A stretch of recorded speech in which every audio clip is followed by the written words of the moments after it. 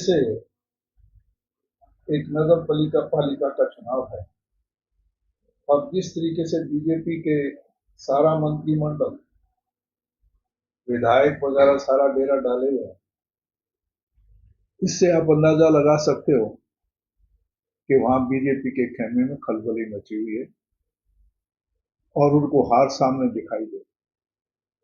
और कांग्रेस पार्टी का जो चुनाव है, जो लोग जिला स्तर के जितने भी सारे हमारे नेता और कार्यकर्ता एकजुट होकर चुनाव लड़ रहे हैं और एक बहुत अच्छा चेहरा, एक बहुत अच्छा व्यक्तित्व, जिसके शहर के अंदर एक बहुत अच्छी छवि है, महेश जोगड़ा हमने उतारा है।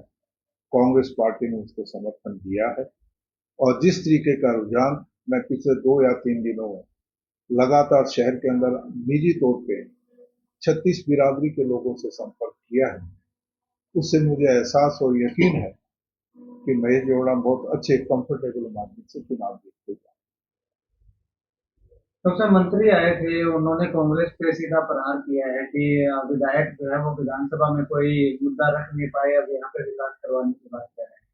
देखिए जी, उनके पास कोई मुद्दे नहीं है और बगैर मतलब इस तरह के हमेशा आपके स्थानीय विधायक ने विधानसभा में हर मुद्दे को, चाहे वो किसानी का है, चाहे नशे का है, चाहे कि शहर की समस्या को बहुत बेखूबी से उसको उठाने का काम। मैं तो खास तौर पे आपके माध्यम से शहर के लोगों से एक चीज जरूर निवेदन करना चाहूंगा कि मैं भी इस शहर के लोगों से अपनी दिहाड़ी मांग रहा हूं। वो कैसे आपको थोड़ा याद दिलाना चाहूंगा, सब स्थानीय पत्रकार उनको पता होगा शायद, और आप लोगों को भी। 16 फरवरी 2014 दवाड़ी के अंदर एक रेल पुल रैली का मैंने आयोजन किया और उस वक्त आदरणीय मुख्यमंत्री चौधरी भूपेंद्र सिंह हुड्डा आए थे और रेलवे पुल का और जो सड़क है सरसा से दवाड़ी से लेके हिसार तक, उसका 4 लेनी का काम शुरू करवाया।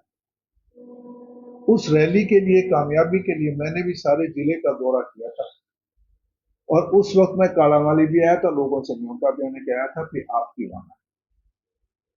तो कालामाली के लोगों ने मुझे कुछ गिला शिकवा रखा कि जी हमें रैली को कामयाब करने के लिए भीड़ के रूप में आप हम उपयोग तो कर लेते हैं, पर हमारी मांग कोई नहीं। तब उस वक्त उन्होंने मांग, बल्कि मैंने कहा क्या मांगते, कालामाली को सब डिवीजन बनाया। और कोई बात इस बात पर विश्वास ना करे, आपको मैं वीडियो क्लिपिंग दूंगा। मैंने जोर शोर से चौधरी भूपेंद्र सिंह हुड्डा के सामने 2 मांग रखी थी, गोरीवाड़ा को सब तहसील बनाया जाए और कालामाली को सब डिवीजन का दर्जा दिया जाए। और उस वक्त चौधरी भूपेंद्र सिंह हुड्डा ने भरे मंच पे ऐलान किया था कि मैं कालामाली को सब डिवीजन घोषित करके जा रहा हूं और गोरीवाड़ा को सब तहसील का दर्जा देके जा रहा हूं। तो आज मैं भी शहर के लोगों से, क्योंकि मैंने प्रयास किया था और कांग्रेस के वक्त में इसको घोषणा हुई थी, तो मैं भी शहर के लोगों से निवेदन करूंगा कि आज दिहाड़ी के रूप में मुझे महेश जोगड़ा को वोट देने का काम करें। पर अफसोस के साथ करना पड़ रहा है कि कांग्रेस पार्टी ने तो इसको सब डिवीजन घोषित कर दिया, बढ़ाने का काम किया, और ये सरकार जो विकास का ढिंडोरा पीट रही है, 11 साल के अंदर उस सब डिवीजन की बिल्डिंग ही नहीं बना पाई। किस बात का विकास की बात करें, सब डिवीजन की बिल्डिंग तक नहीं बनी। आपने देखा जाकर सब डिवीजन की बिल्डिंग तक नहीं। कौन सा विकास है? विकास नाम की कोई चीज नहीं है। नशे पे अंकुश नहीं लगा पाए। यहाँ 2 पार्टियां जो वोट मांगने का काम कर रही है। अगर कोई नशे का जन्मदाता है तो वो लोकदल है। लोकदल ने नशे को इस जिले में स्थापित करने का काम किया जब उनका राज, और हमारा जब राज आया हमने अंकुश लगाया। अब मैं नहीं कह रहा कि हमने बिल्कुल खत्म कर दिया, पर काफी कुछ जबरदस्त रूप से हमने उस पर प्रहार करके नशे पे उस पर अंकुश लगाने का काम किया था। और जो ही कांग्रेस का राज जाने के बाद आज सबसे बड़ा विकास तो हुआ है सरसा जिला, सारे हरियाणा में नशे का जरूर विकास होने का काम। तीसरा बात करते हैं विकास की।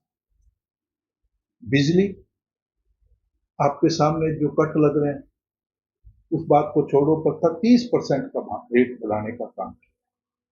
वो कह रहे हैं कि हमारी मजबूरी है कि हमें बिजली महंगी खरीदनी पड़ती है, तो 11 साल में क्यों ना एक ही बिजली घर नहीं बना। आपको नहीं पता था मांग दिन दिन बढ़ती जा रही है, उद्योग बढ़ रहे हैं, हर चीज बढ़ रही है, मांग बढ़ रही है, तो आपको कम से कम बिजली के प्लांट लगाने चाहिए।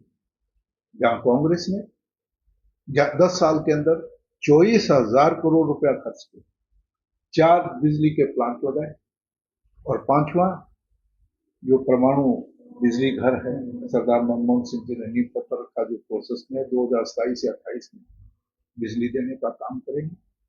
और इन लोगों ने जानकर सिर्फ पैसा कमाने के चक्कर बिजली घर ना लगाकर, बिजली प्लांट ना लगाकर अडानी और अंबानी से महंगी बिजली खरीदने का काम किया है। और आज उस लोगों को सबको उसको सहन करना पड़ रहा है, जनता को 33-30% रेट लगाना।